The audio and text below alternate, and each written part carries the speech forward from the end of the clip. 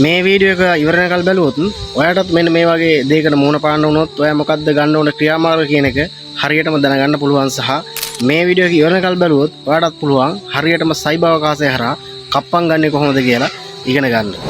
Right. කතාව කියන්නම්. මෙන්න මේ ඉන්න විශේෂඥ වෛද්‍යවරයා සහ මේ ඉන්න නර්ස් ඇවිල්ලා අවුරුදු 24ක විතර නර්ස් කෙනෙක්. එතකොට මේ වෛද්‍යවරයා ඇවිල්ලා අවුරුදු 45ක 50කට ආසන්න වෙන විශේෂඥ වෛද්‍යවරයෙක්.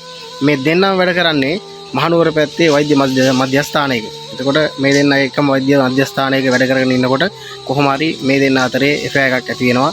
ඒ කියන්නේ අනියම් සම්බන්ධතාවයක්. මම අනියම් සම්බන්ධතාවයක් කියලා කියන්නේ මේ දෙන්නම විවාහක දෙන්නෙක්. ඒ හින්දා හරිද? කොහොම හරි මේ අනියම් සම්බන්ධතාවයේ ප්‍රතිඵලයක් හැටියට අවසානට මේ දෙන්න එකී මෙකී නොකී හැම දෙයක්ම කරනවා. ඒ එකී මෙකී නොකී හැම දෙයක්ම කරන අවස්ථාවේ මේ නර්ස් මොකද කරන්නේ? ඒ දෙන්නගේ වීඩියෝ සහ ෆොටෝස් ඇගේ දුරකථනයෙන් සියලුම දේවල් වීඩියෝ ගත කරනවා. එහෙම නැත්නම් ඡායාරූප ලබා ගන්නවා. ඉන් පස්සේ මොකද වෙන්නේ? මේ ගත්තු ඡායාරූප සහ වීඩියෝස් මේ නර්ස්ගේ ස්වයං පුරුෂයා දකිනවා. ස්වයං පුරුෂයා දැක්කට පස්සේ ස්වයං පුරුෂයා සහ මේ දෙන්න එකට එකතු වෙලා කතා කරනවා. මොකද්ද දැන් මේකට කරන්නේ කියලා. එතකොට ස්වයං පුරුෂයාට කෙලින්ම ඔලුවට එන්නේ රයිට් මේ ටික පාවිච්චි කරලා මේ වෛද්‍ය නිලධාරියා බ්ලැක්මේල් කරලා හොඳට ගාණක් දරා ගන්න පුළුවන්. මොකද විශේෂඥ වෛද්‍යවරයෙක් කියන්නේ හොඳට සල්ලි අතේ තියෙන මිනිස්සෙක් කියලා ඕන කෙනෙක් මේ ලංකාවේ දන්නවා වෛද්‍යවරු කොච්චරක් සල්ලි හම්බ කරනවද කියන එක. හරි. කතාව වුණා අපිට දැන් වෛද්‍යවරු සල්ලි හම්බ කරන එක නෙවෙයි අපිට වැදගත් වෙන්නේ මේ කතාව. ඊට පස්සේ මේ දෙන්නා මොකද කරන්නේ එකතු වෙලා විඩින් විඩ මේ විශේෂඥ වෛද්‍යවරයා බ්ලැක්මේල් කරලා සල්ලි ගන්නවා. කොහොම හරි අවසානට මේක නතර වෙන තැනට එනකොට මේ වෛද්‍යවරයාගෙන් ලක්ෂ 60කට ආසන්න ප්‍රමාණයක් මේ දෙන්නා අරන් තියනවා. ඉතින් මේ වගේ දෙයකට මුහුණ දුන්නු කෙනෙක් තමයි දන්නේ මේකේ තියෙන පීඩාකාරී බව.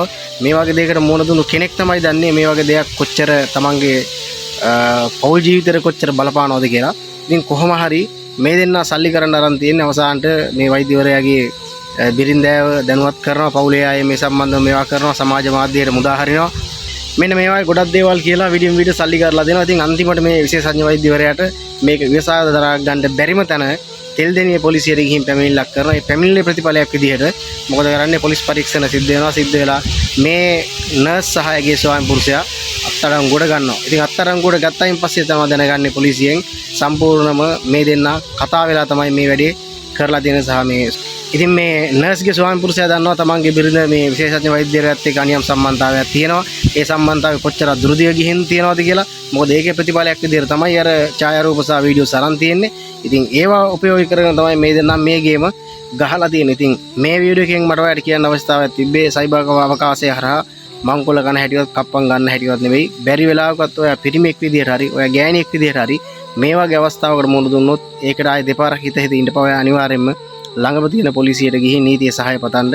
එහෙම වුණොත් අනිවාර්යයෙන්ම මේවා අල්ල කරන්න පුළුවන් මේ වගේ දේවල්. මොකද මේ ඇවිල්ලා ලේසියකින් මිනිහෙක් දැන් මේ වෛද්‍ය නිලධාරියා කරාට ලේසියකින් මිනිස්සෙක් මේ වගේ දෙයකට මුහුණ පෑවොත් තියන ලැජ්ජාවට ගිහින් කියන්නේ නැහැ. ඉල්ලන ඕනම දෙයක් දීගෙන ඉන්නවා.